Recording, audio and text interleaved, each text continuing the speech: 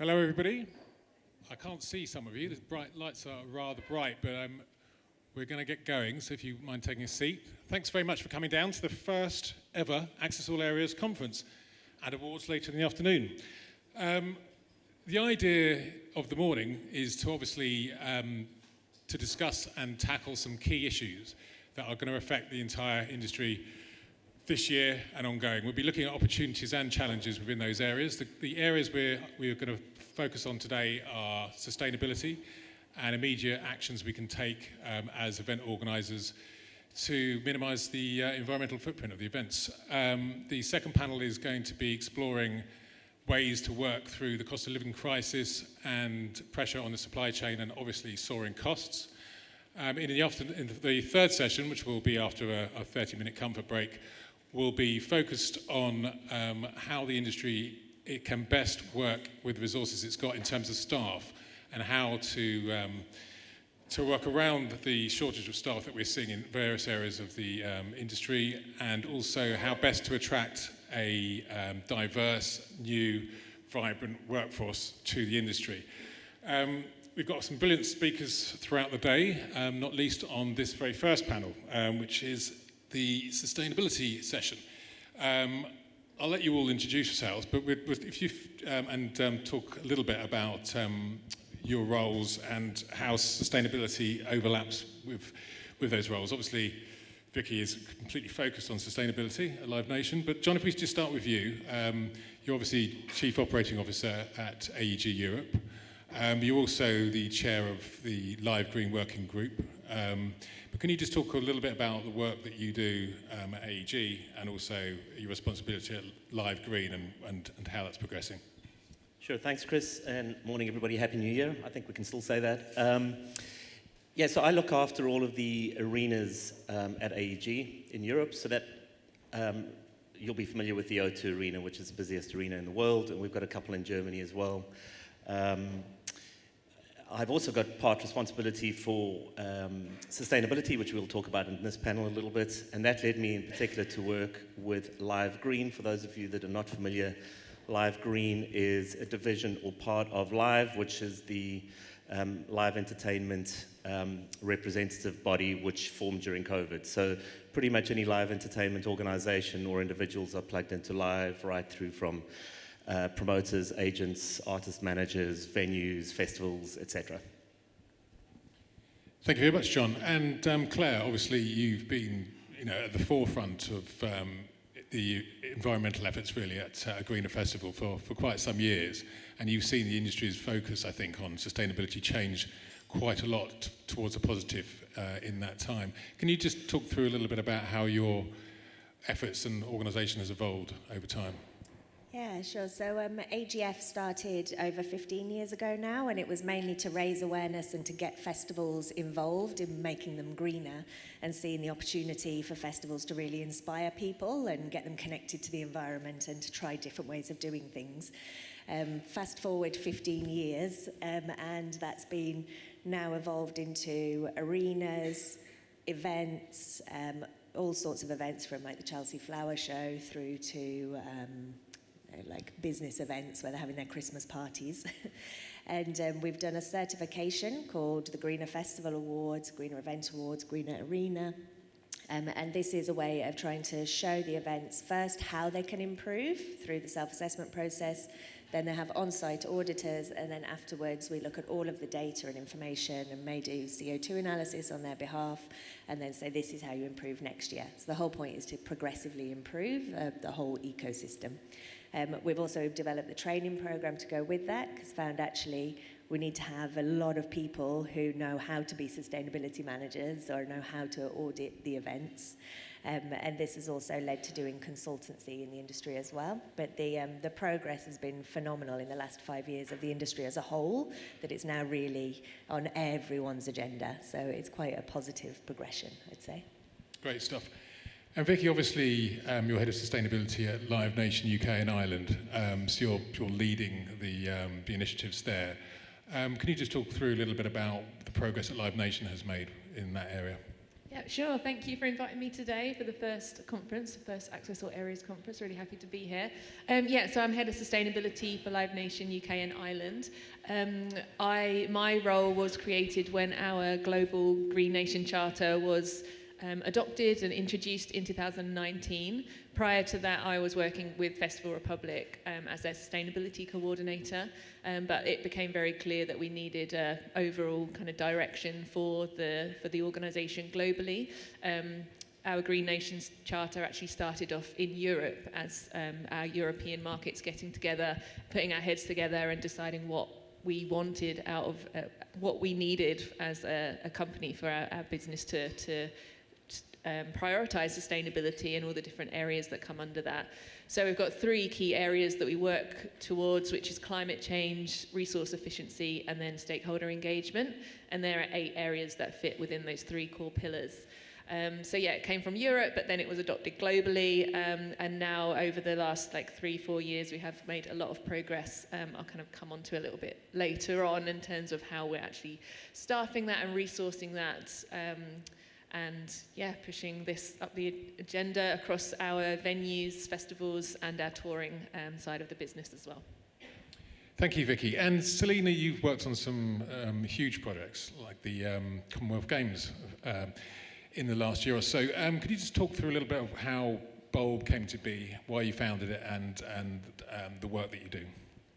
Yeah, of course. I first started working in sustainability on the London 2012 opening closing ceremonies and was appointed to lead our sustainability task force. And it kind of got me thinking that there was, merging that passion with large-scale events. I really enjoyed it. And so eventually set up the Bulb in 2015. We work with agencies like Jack Morton, Momentum, Amplify, other agencies across the industry. And then large-scale events like the Birmingham Commonwealth Games opening closing ceremonies, which we just delivered the sustainability strategy for them. Our goal really is to get in with the business and understand the business, get under the skin of the business, create a strategy that really works, and then help them operationalize it. So how do you build sustainability into your creative, your thinking, your ideation stage, and then how do you follow it through to production and then live events, and then the wrap up afterwards? How do you then take what you've done and present it back to clients in a way that they understand it?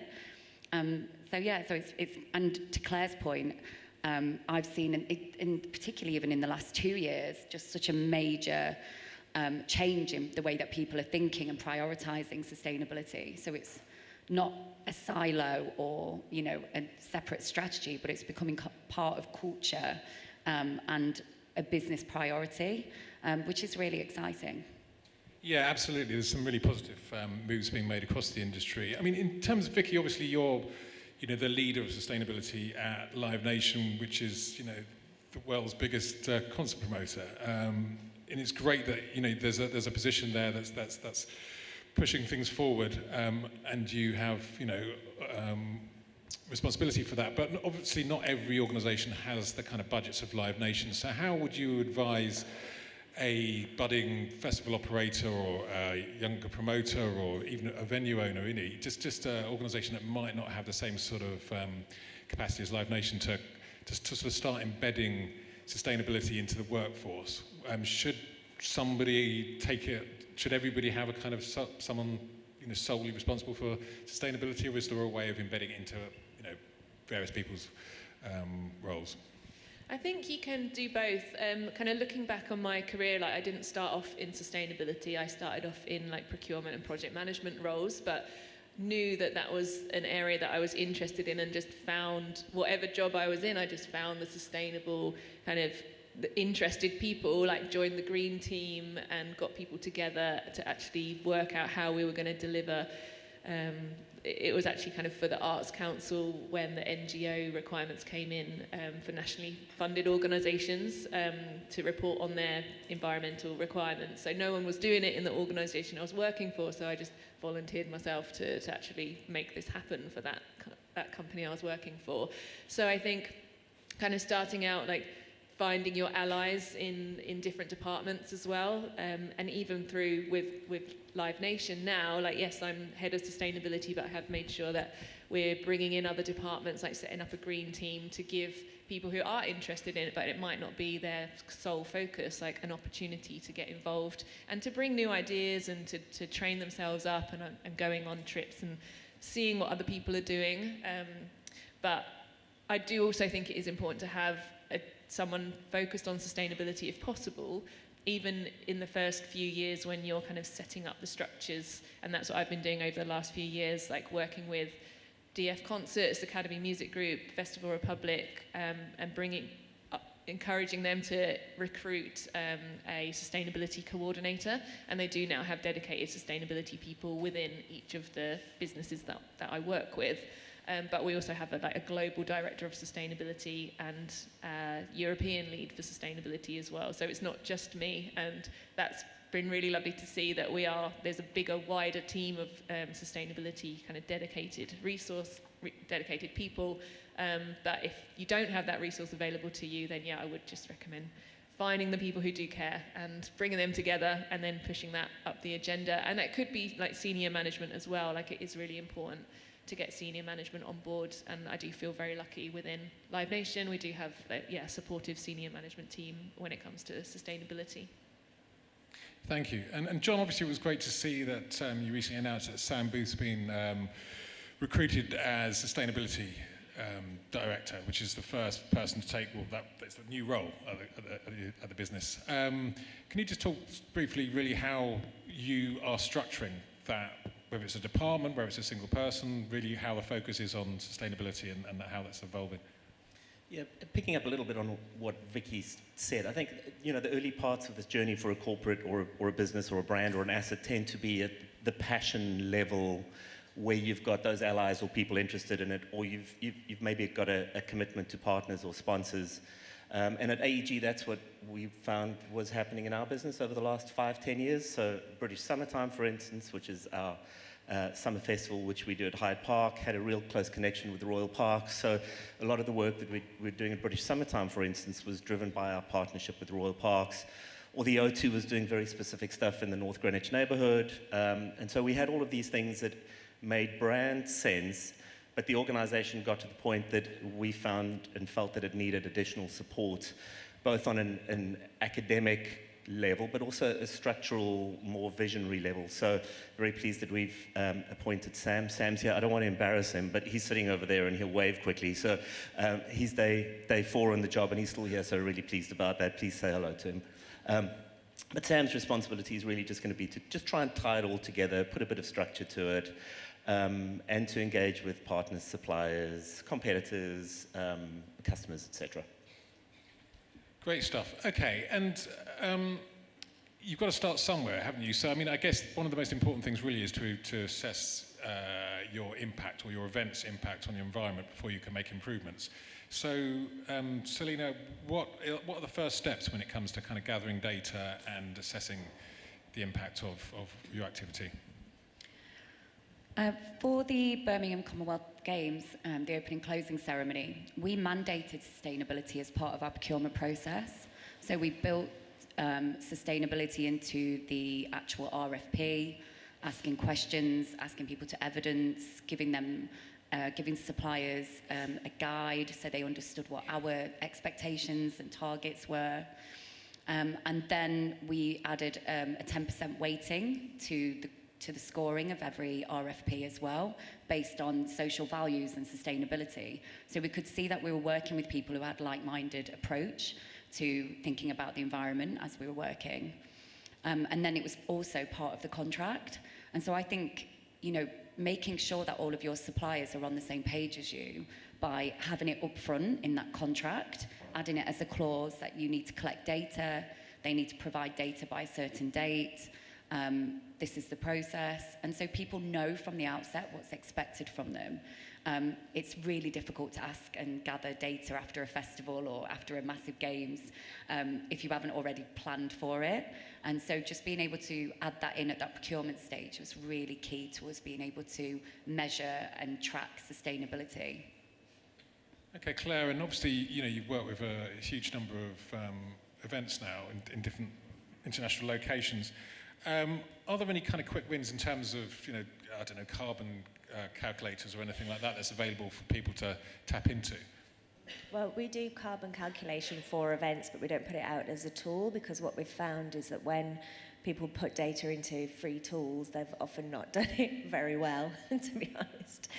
So we usually give the actual templates and do that process of building it in advance into all of the suppliers' like contracts, etc., and making sure that it's part of when you're gathering data anyway, it becomes just an added couple of cells within that. So, for instance, if you've got you're getting everybody's vehicle information to come in because you need to manage the gate, then at the same time add into there the column that says where they've come from or what type of vehicle it is.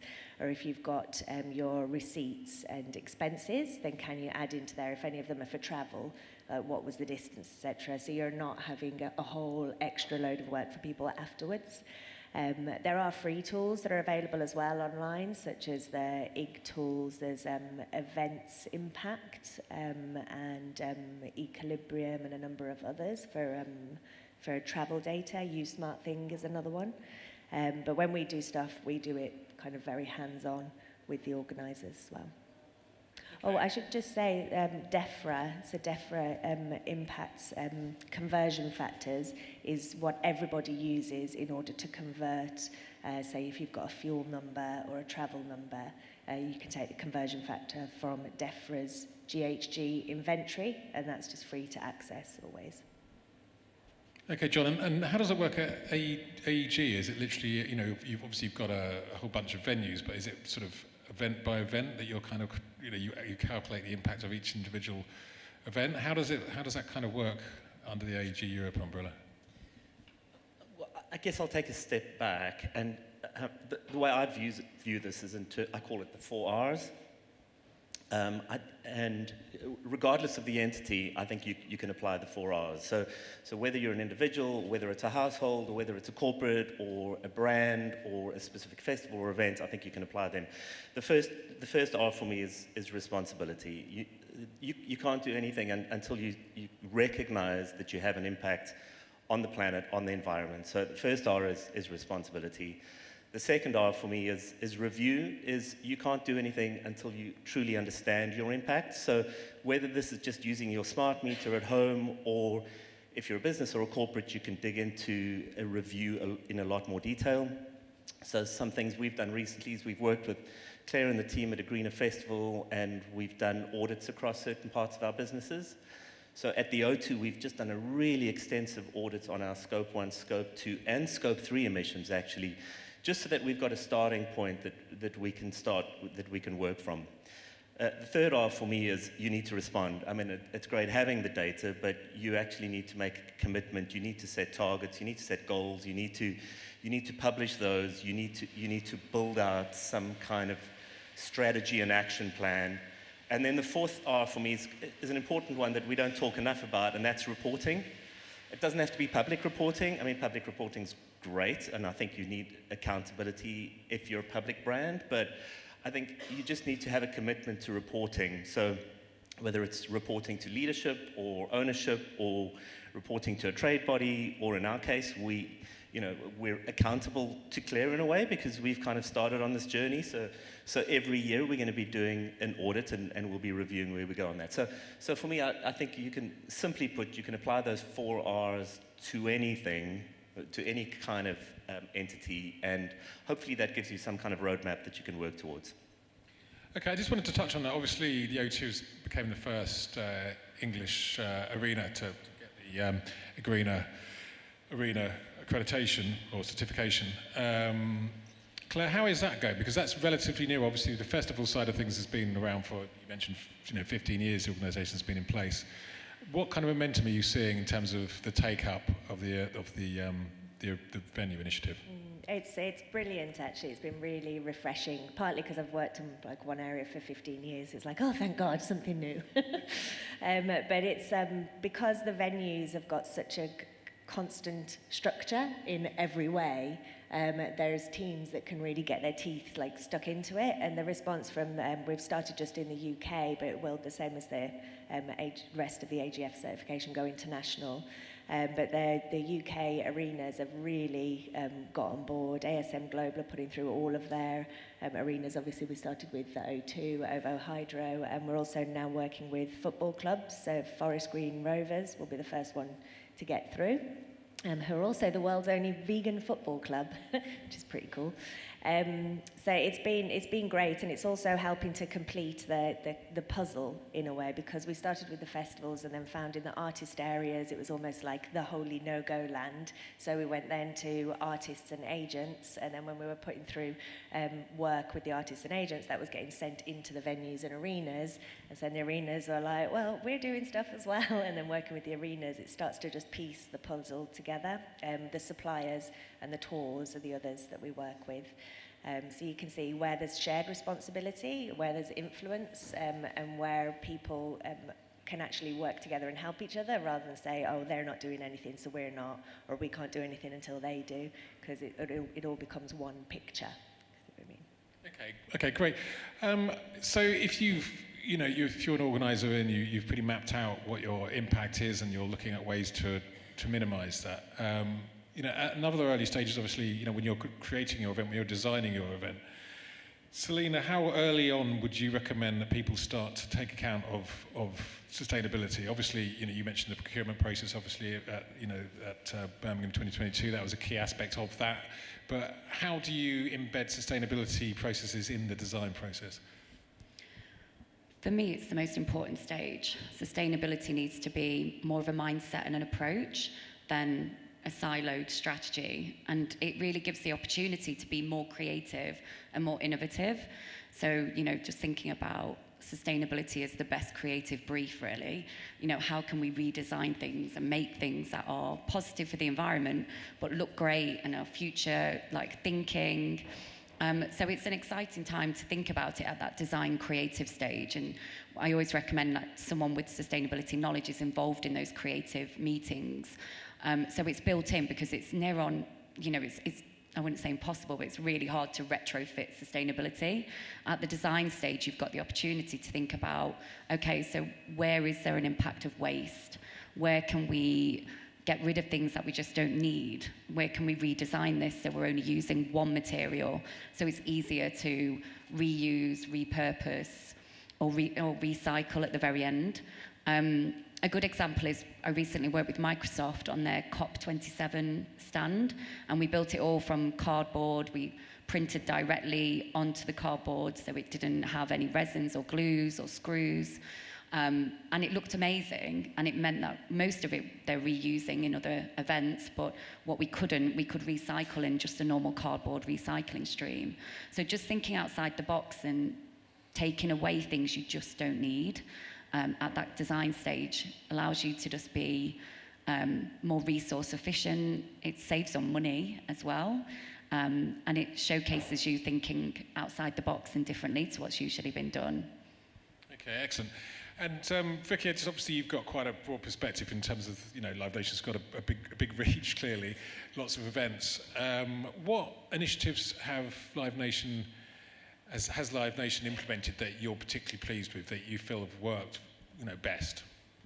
I think coming back to the design phase and talking to your waste management company beforehand, talking about waste particularly in terms of what materials that you're using, something that we've been involved in kind of more on the engagement side of things, like the audience engagement side. For Reading and Leeds last year, we worked with Music Declares Emergency on a big campaign on sustainability and how we can come together as one, really more like the positive messages if we do all take this seriously, and using their strapline of no music on a dead planet, we were able to turn that around and make it focused on no Reading on a dead planet or no Leeds on a dead planet, really kind of making it relevant to our audience, and that it's not this thing that's going to happen to other people, like climate change is real and it's going to happen to us, but trying to be positive about what we can achieve when we do all come together.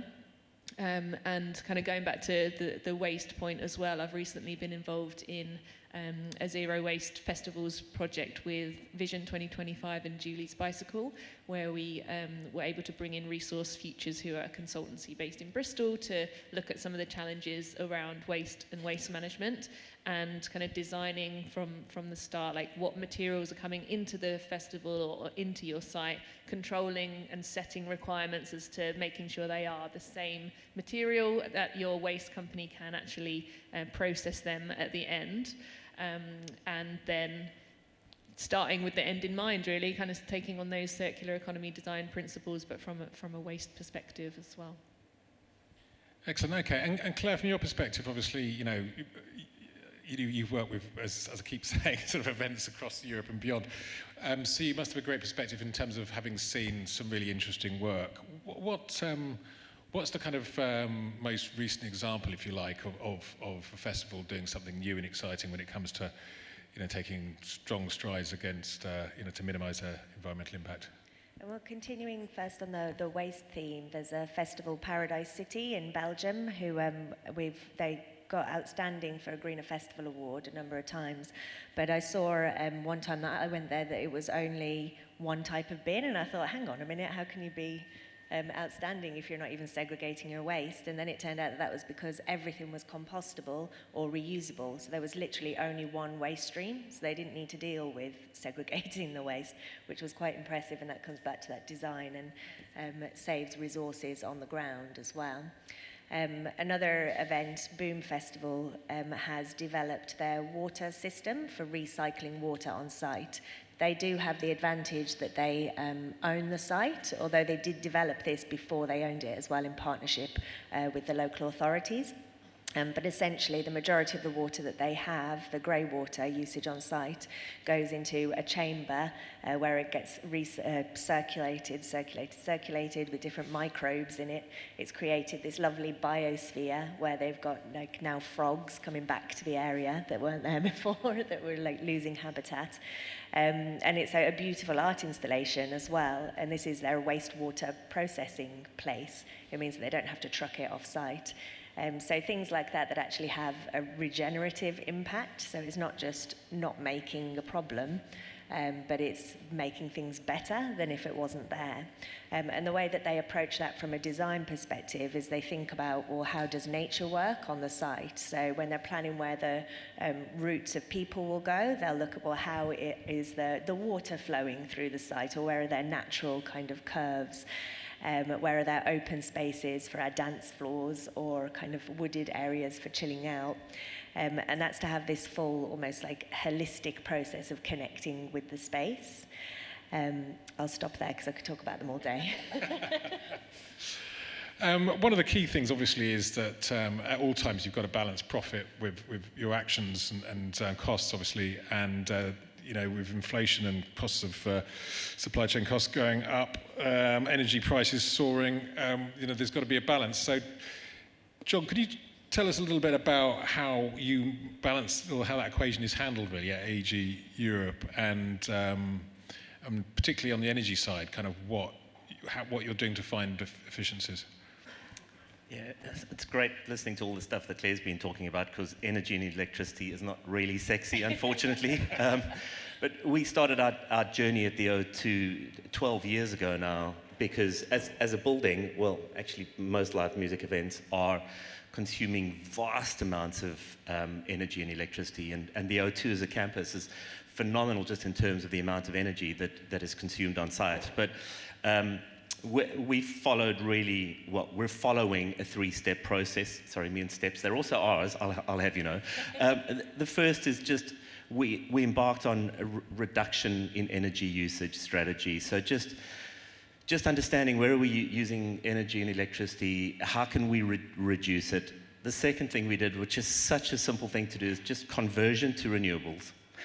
So about 8-9 years ago, we converted all the energy supply, the electricity supply at the O2, electricity supply, not gas, into renewables, and it had such a massive impact on the carbon emissions for the building.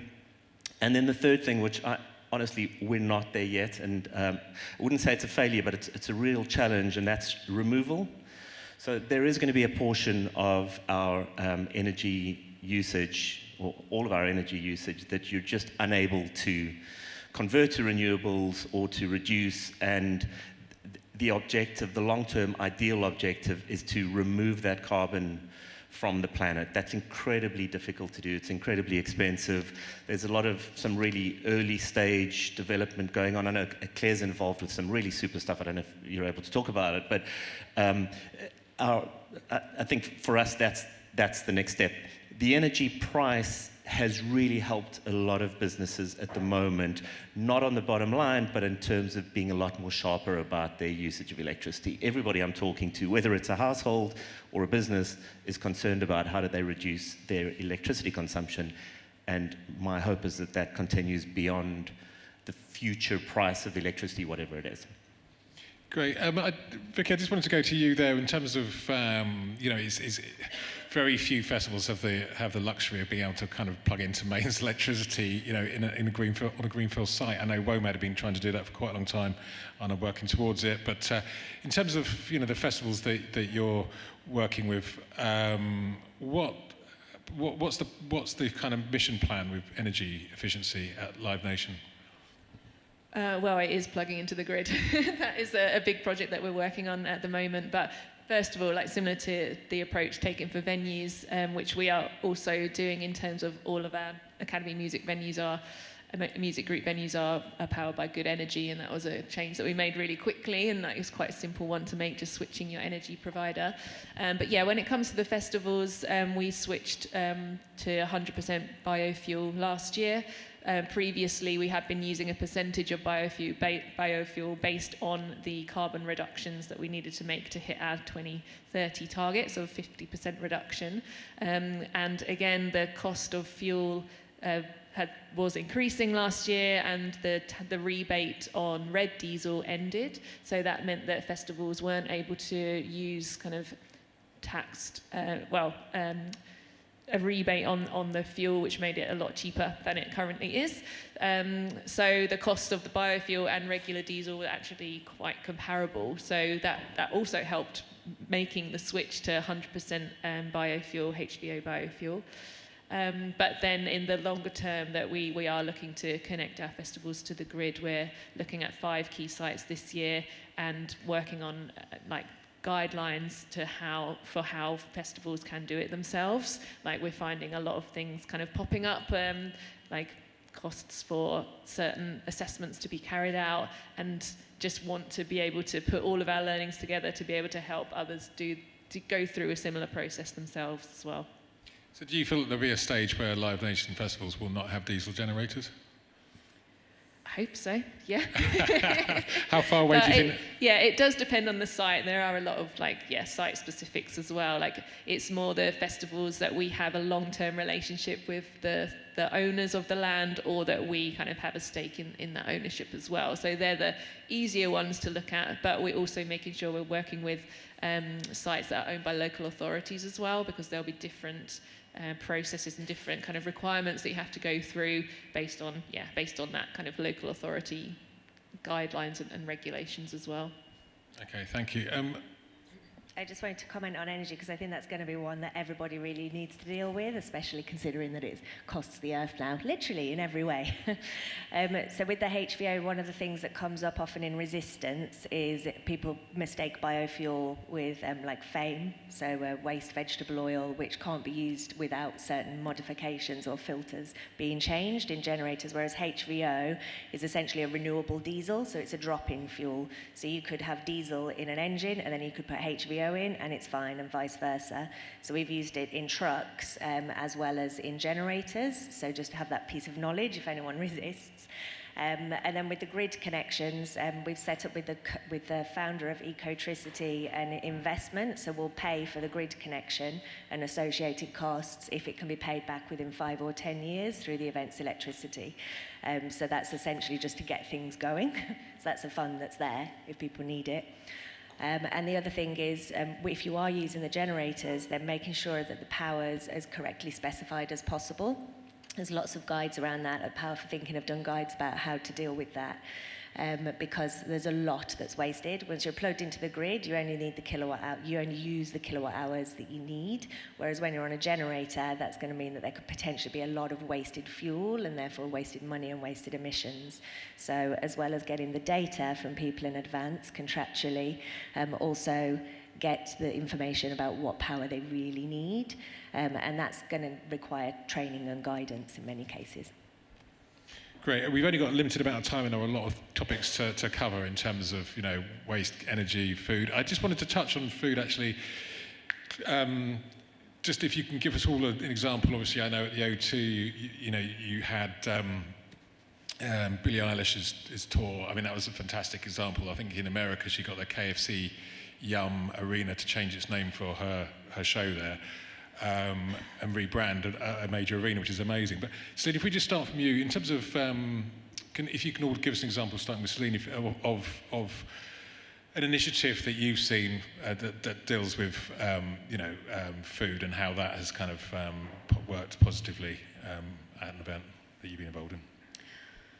I mean, I think one of the biggest things that you can do is just remove, like Billie Eilish did as well on her tour, like plastic water bottles, like selling actually water in water bottles and just having refillable water stations everywhere.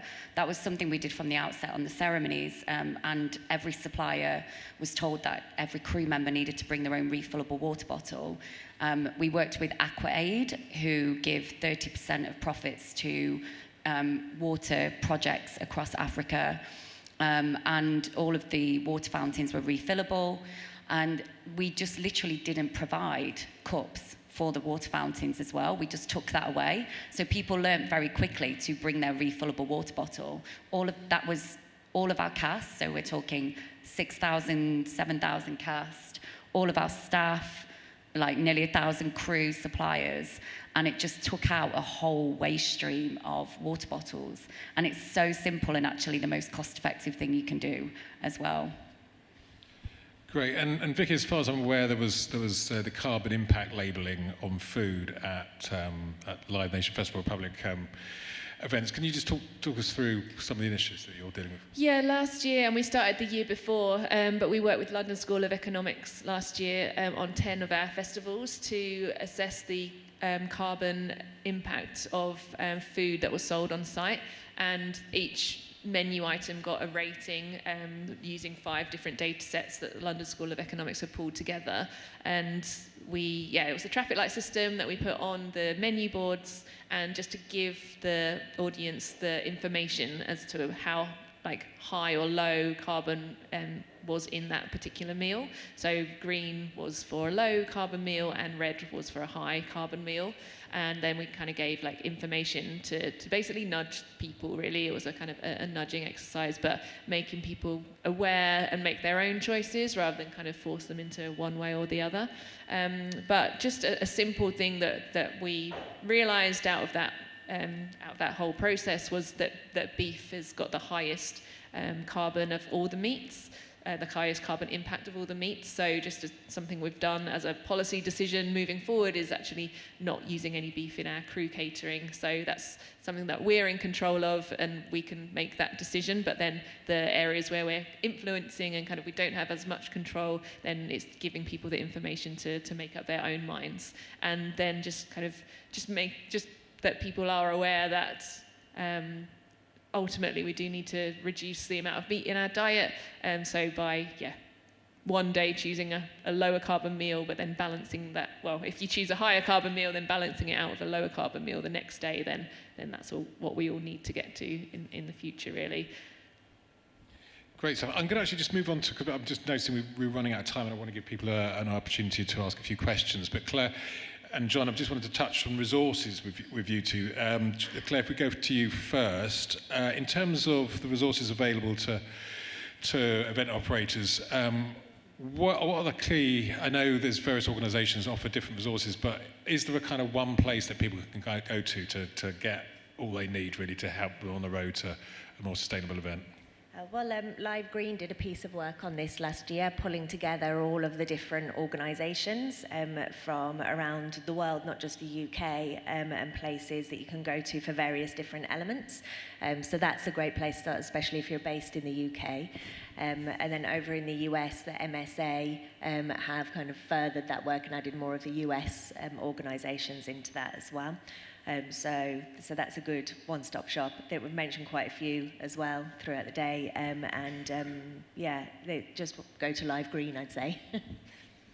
Okay, John, do you want to comment on that? Yeah, I just wanted to add on, I call it co-opetition. This is the one area in our businesses where I feel that we're all so comfortable working with partners and competitors because we all have the same objective. You know, I find it really encouraging that, you know, Vicky and I, for instance, can sit on the same panel, have exactly the same objectives. We work really, really closely together as individuals and organizations and sharing what we're doing because, you know, just to my point is that you don't have to keep the stuff to yourself. It's, you know, it's open source. We're all willing to talk. We're all willing to share what we're doing because we all feel that if we improve where we are on the planet right now, we're going to create space for the generations that come after us. Absolutely. Okay, so we've literally got a couple of minutes left. So now is a great opportunity for questions. We've got a great panel of sustainability experts. Is anyone? I can see a hand over there. Not very well because it's quite bright. But is that Andy Langford? Yeah, it is. So no microphone, so I'll shout. John. Andy. I remember being in a meeting with you at Live Green where we got a good kicking from an environmental campaigner, and he made one suggestion that you haven't mentioned. It's something we've all got as employers. We've all has to deliver as employees. We all have, and even if we're self-employed, we should have, and that's a pension. And they were talking about pension funds and choosing the right pension fund. And I know you made a switch as a result of that meeting. Yeah, great point actually.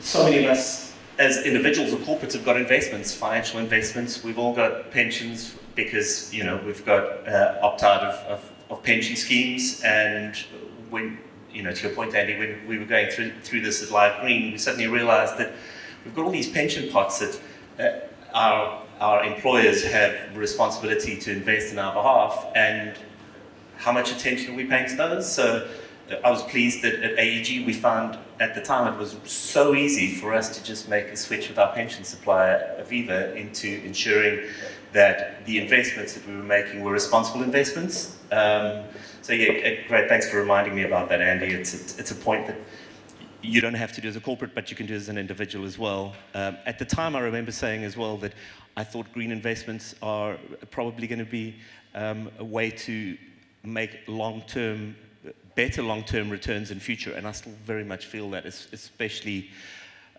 because our focus on the planet has to be a long-term commitment. Great stuff, an interesting point. Anyone else here? We've got time for one last question. I've seen Graham Brown from Vision 2025 had his hand up. You still want to ask a question? I can, but we sort of got into that level actually, of how you feel your audience is being communicated with, because obviously you've got the impact of your event, but actually the communication back to your audience to change their lifestyle habits in terms of eating, transport, and how much you think that's an important thing that events can do. Is it your responsibility, and is it being done effectively?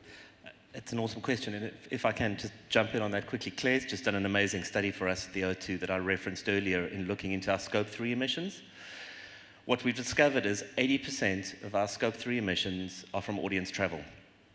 So we're at a point now, and we'll be working with Sam to try and figure this out, but how do we get our audience to understand that they are responsible for the emissions of their travel? How do we give them the information so that they know what that specific impact is? So that's the first two of my 4 R's. But the next challenge is, how do we then get them to take action? It's something I don't know the answer to yet, but it's a journey I'm really looking forward to traveling with our team. Is, you know, do we maybe charge a fixed fee on the ticket price, which we use to then remove carbon? Do we maybe give them the option to do that themselves? How do we get them to take public transport rather than driving? I mean, there's just so many things for us to consider, and I don't have the answer, but hopefully in a couple of years' time we can be sitting here and have some solution where our audiences understand that they have a responsibility to reduce their own impact. Because there are some festivals load tickets or give a discount if you buy a coach and ticket package, don't they? You could load your car park, couldn't you? I think our car park prices are already pretty high.